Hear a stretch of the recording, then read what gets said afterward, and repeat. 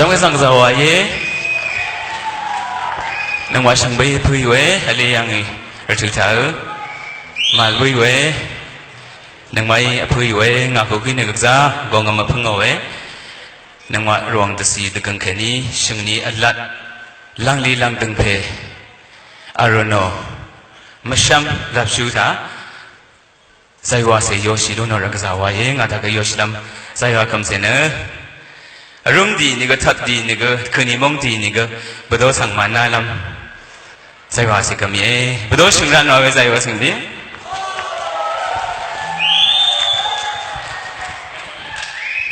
sang bay một con yếu